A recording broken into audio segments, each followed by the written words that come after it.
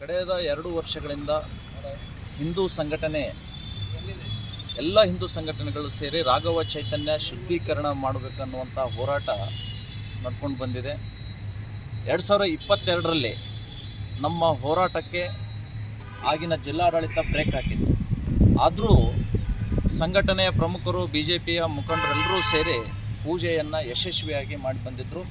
ನಮಗೆ ಅಲ್ಲಿಗೆ ತೆರಳದಂತೆ ಸ್ಟೇ ಕೊಡಿ ಅಂತ ಲಾಡ್ಲೆ ಮಶಾಕ್ ಸಮಿತಿಯವರು ವಕ್ಫ್ ಬೋರ್ಡ್ನಲ್ಲಿ ಒಂದು ಅರ್ಜಿಯನ್ನು ಹಾಕಿದ್ರು. ನಾವು ಕೂಡ ಅದನ್ನು ಚಾಲೆಂಜ್ ಮಾಡಿ ಕಳೆದ ವರ್ಷ 2023ರಂದು ಅದೇ ಕೋರ್ಟ್ನಿಂದ ನಾವು ಆರ್ಡರನ್ನು ತೆಗೆದುಕೊಂಡು 15 ಜನರಿಗೆ ಪೂಜೆಗೆ ಅವಕಾಶ ಕೊಟ್ಟಿತ್ತು. ಯಶಸ್ವಿಯಾಗಿ ಪೂಜೆ ಮತ್ತು ಅಲ್ಲಿ ಶಿವರಾತ್ರಿ ಮಹಾಸಂಗಮದ ಹೆಸರಿನಲ್ಲಿ ಒಂದು ಸಮಾವೇಶವನ್ನು ಮಾಡಿ ಇಡೀ ರಾಜ್ಯಕ್ಕೆ ಅಲ್ಲಿ ನಮ್ಮ ರಾಘವ ಚೈತನ್ಯ ಶಿವಲಿಂಗ ಇದೆ ಅನ್ನುವಂಥದ್ದನ್ನು ಪರಿಚಯ ಮಾಡಿಕೊಟ್ಟಿದ್ವಿ. ಈ ವರ್ಷವೂ ಕೂಡ ನಾವು ವಕ್ಫ್ ಬೋರ್ಡ್ನಲ್ಲಿ ಅರ್ಜಿಯನ್ನು ಹಾಕಿದ್ದೀವಿ. 100 ಜನ ಈ ಬಾರಿ ನಮಗೆ ಪೂಜೆಗೆ ಅವಕಾಶ ಕೊಡಬೇಕು ಅನ್ನುವಂಥ ಬೇಡಿಕೆಯನ್ನು ಇಟ್ಟಿದ್ದೀವಿ. ಅದು ವಾದ ವಿವಾದ ಎಲ್ಲ ಆಗಿ ನಾಳೆ 4ನೇ ತಾರೀಕು ಅಂತಿಮ ತೀರ್ಪನ್ನು ಕಾಯ್ದಿರಿಸಿದ್ದಾರೆ. ಅದನ್ನು ನಾವು ವೇಟ್ ಮಾಡ್ತಾಯಿದ್ದೀವಿ. ನಮಗೆ 100ಕ್ಕೆ 100 ವಿಶ್ವಾಸ ಇದೆ, ಕಳೆದ ಬಾರಿಯಂತೆ ಈ ಬಾರಿಯೂ ಕೂಡ ನಮಗೆ ಪೂಜೆಗೆ ಅವಕಾಶ ಸಿಗುತ್ತೆ ಅನ್ನುವಂಥದ್ದು.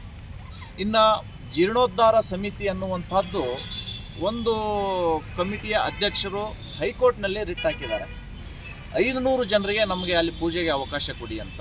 ಮತ್ತು ಹಿಂದೂ ಜಾಗರಣ ವೇದಿಕೆಯವರು ರಥಯಾತ್ರೆ ನಡೆಸುವುದಕ್ಕೆ ಪರ್ಮಿಷನ್ ಕೇಳಿದರು. ಈಗ ಪ್ರಥಮವಾಗಿ ರಥಯಾತ್ರೆಗೆ ಅವರು ಪರ್ಮಿಷನನ್ನು ನೀಡಿದ್ದಾರೆ, ಕೆಲವು ಕಂಡೀಷನ್ಗಳನ್ನು ಹಾಕಿ. ಕಂಡೀಷನ್ಗಳನ್ನು ನಾವು ಅನುಸರಿಸಿ ರಥಯಾತ್ರೆಯನ್ನು ನಡೆಸ್ತಾ ಇದ್ದೀವಿ. 500 ಜನರಿಗೆ ಪೂಜೆಗೆ ಕೇಳಿದಂತಹ ಅಂತಿಮ ತೀರ್ಪನ್ನು ಕೂಡ ನಾಳೆ ಹೈಕೋರ್ಟ್ ಅದನ್ನು ಕಾಯ್ದಿರಿಸಿದೆ.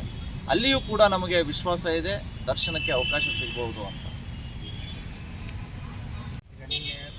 ರಾಮೇಶ್ವರ ಕೆಫೆ ಕಾಂಪ್ಲೆಕ್ಸ್ ಶ್ಯಾಮಪ್ರಕಾಶ್ ಪಾಟೀಲ್ ಅವರು ಈ ಥರದ ಸಿಲ್ಲಿ ಘಟನೆ ನಾವು ಸಹಿಸಲ್ಲ. ನೋಡಿ, ಈ ಕಾಂಗ್ರೆಸ್ನವರ ಮೃದು ಧೋರಣೆಯಿಂದಲೇ ಇವತ್ತು ನಮ್ಮ ರಾಜ್ಯದಲ್ಲಿ ಮತ್ತು ರಾಷ್ಟ್ರದಲ್ಲಿ ಬಾಂಬ್ ಸ್ಫೋಟ ಅಂತ ಘಟನೆಗಳು ನಡೀತಾ ಇದ್ದಾವೆ.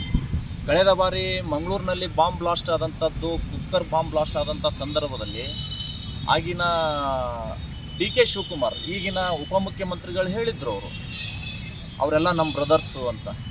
ಅದೇ ಮಾದರಿಯಲ್ಲಿ ಅವರ ಅನುಯಾಯಿಗಳು, ಅವರ ಜೂನಿಯರ್ ಲೀಡರ್ಸು ಕೂಡ ಹೇಳಿಕೆಗಳನ್ನು ಕೊಡ್ತಾ ಇದ್ದಾರೆ. ವೈದ್ಯರಾದಂಥ ಶ್ಯಾಮಪ್ರಕಾಶ್ ಪಾಟೀಲ್ರು, ರಾಯಚೂರು ಜಿಲ್ಲೆಯ ಉಸ್ತುವಾರಿ ಮಂತ್ರಿ ಅವರು, ಇವರ ಬಾಯಿಯಿಂದ ಇಂಥ ಮಾತು ನಾವು ನಿರೀಕ್ಷೆ ಮಾಡಿರಲಿಲ್ಲ. ಇಂಥ ಸಿಲ್ಲಿ ಘಟನೆ ಅಂದರೆ, ಸಿಲ್ಲಿ ಅಂದರೆ ಏನು, ಒಂದು 18 ದೊಡ್ಡ ಘಟನೆ ಅಂದರೆ ಒಂದು 8 ಬಾಂಬ್ ಬ್ಲಾಸ್ಟ್ ಆಗಬೇಕಾಗಿತ್ತ? ಅಥವಾ ಆ ಕೆಫೆಯಲ್ಲಿರುವಂಥ ಒಂದು 8 ಜನ ಸತ್ತರೆ ಅದು ದೊಡ್ಡ ಘಟನೆ ಅಂತ ಗಂಭೀರವಾಗಿ ಪರಿಗಣಿಸ್ತಿದ್ರ? ಏನು ಇವರು ಮಾತಿನ ಅರ್ಥ? ಇಂಥ ಹೇಳಿಕೆಗಳಿಂದಲೇ ಇವತ್ತು ಮುಸ್ಲಿಂ ಟೆರರಿಸ್ಟ್ಗಳು ಕಾಂಗ್ರೆಸ್ಸಿನ ತಲೆ ಮೇಲೆ ಕೂತ್ಕೊಂಡಿದ್ದಾರೆ.